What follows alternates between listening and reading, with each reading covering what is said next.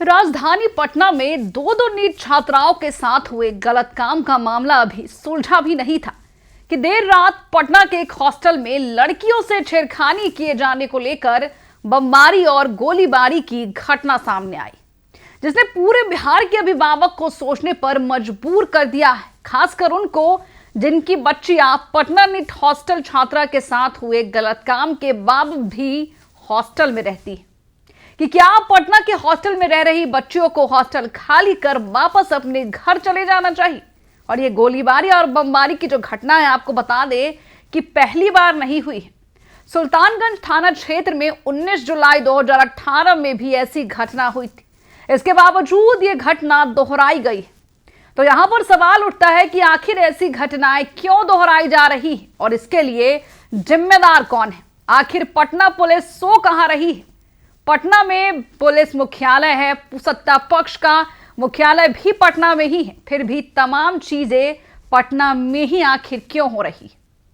आपको बता दें कि यह मामला पटना के सुल्तानगंज थाना क्षेत्र का है। जानकारी के अनुसार यहां एक छात्रा के साथ छेड़खानी की घटना सामने आई, जिसके बाद दो गुटों के बीच जबरदस्त विवाद हो गया। पहले बहस होती है, फिर मारपीट शुरू होती है और देखते ही देखते हालात पूरी तरह बेकाबू हो जाता है।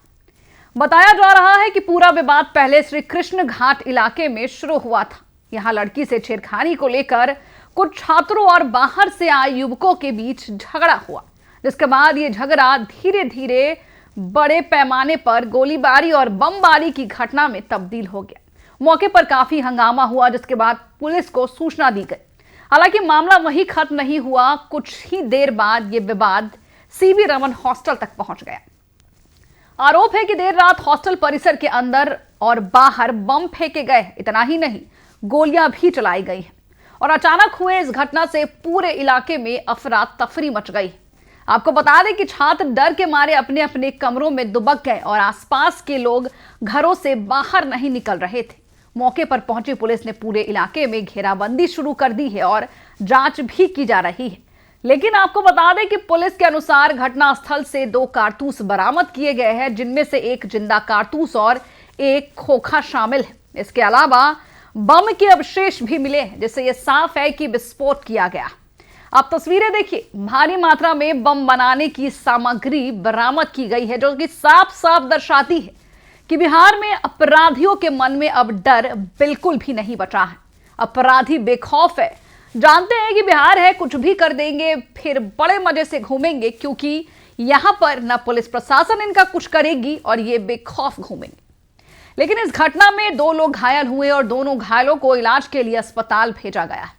हालांकि राहत की बात यह रही कि किसी की भी जान नहीं गई, लेकिन इस दौरान कई गाड़ियों में जमकर तोड़फोड़ की गई है, कई वाहनों को बुरी तरह क्षतिग्रस्त भी किया गया। लेकिन इस मामले में पुलिस अधिकारियों का कहना है कि शुरुआती जांच में सामने ये आया है कि पूरे विवाद की वजह लड़की से छेड़खानी का मामला है, जो कि पहले श्री कृष्ण घाट इलाके में विवाद हुआ और फिर उसी का असर हॉस्टल तक पहुंचा, जो कि आपको इन तस्वीरों में देखने को मिल रहा है। फिलहाल पुलिस पूरे मामले की गंभीरता से जांच कर रही और आपको बता दें कि इस पूरे मामले को लेकर पुलिस ने कुछ संदिग्धों को हिरासत में भी लिया है और उनसे पूछताछ जारी की जा रही है। हालांकि अभी तक किसी भी औपचारिक गिरफ्तारी की पुष्टि नहीं हुई। पुलिस का कहना है कि दोषियों को बिल्कुल नहीं बख्शा जाएगा, उनकी पहचान जारी है और जल्द ही सख्त कार्रवाई भी होगी। लेकिन पटना में जो हाल के दिनों में घटनाएं हो रही है, इससे सवाल उठता है कि राजधानी पटना में आखिर क्या हो रहा है। क्या छात्र अब हॉस्टल में भी सुरक्षित नहीं है? क्या पुलिस समय रहते हालात को संभालने में नाकाम रही है? देखिए, जब 2 गुटों के बीच झगड़ा शुरू हुआ तो पहले ही इसे रोका क्यों नहीं गया। इसके साथ ही महिलाओं की सुरक्षा को लेकर भी गंभीर सवाल खड़े हो रहे हैं कि बिहार में एक के बाद एक छात्राओं से जुड़े मामले सामने आ रहे हैं। कभी नीट छात्रा के साथ कुछ हो रहा है, तो कभी हॉस्टल में रह रही एक बच्ची का शव उसी के हॉस्टल से लटका मिलता है, तो कभी हॉस्टल में छेड़खानी और बमबाजी। आखिर कब तक ऐसे मामले सामने आते रहेंगे? आपको बता दें कि हाल के दिनों में पटना में गर्ल्स हॉस्टल और पीजी को लेकर भी कई विवाद सामने आए। इसमें यह भी खबरें आ रही है कि बड़े बड़े नेता भी लड़कियों के साथ गलत काम करने में संलिप्त हैं। वो बच्चियों के साथ गलत काम करते हैं अपने खुद के मजे के लिए। जिस तरीके से राजधानी पटना में जो मामला सामने आ रही है, उससे यह साफ हो चुका है कि अब पटना का हॉस्टल कुछ ही दिनों में पूरी तरीके से खाली हो जाएगा। पहले नीट छात्रा के साथ बदसलूकी हुई, उसके साथ गलत काम किया गया। पुलिस प्रशासन के साथ साथ डॉक्टरों ने भी तमाम मामलों को दबाने की कोशिश की। इससे अब साफ हो रहा है कि जितने भी पेरेंट्स हैं, जितने भी अभिभावक हैं, वो इस वक्त बिहार में किसी भी हॉस्टल में अपनी बच्चियों को बिल्कुल नहीं छोड़ेंगे। फिलहाल के लिए इस खबर में इतना ही, लेकिन देखना बेहद दिलचस्प होगा कि जिस तरीके से बिहार में बेटियों की सुरक्षा को लेकर मामले सामने आ रहे हैं और इस बार जो ये गोलीबारी और बमबाजी का मामला सामने आया है, देखना बेहद दिलचस्प होगा कि पुलिस प्रशासन कितनी जल्दी और कितनी सटीकता से इस पूरे मामले की जांच करती है और आरोपियों को गिरफ्तार करती है। फिलहाल के लिए इतना ही, बने रहे हमारे साथ और देखते रहिए दर्श न्यूज।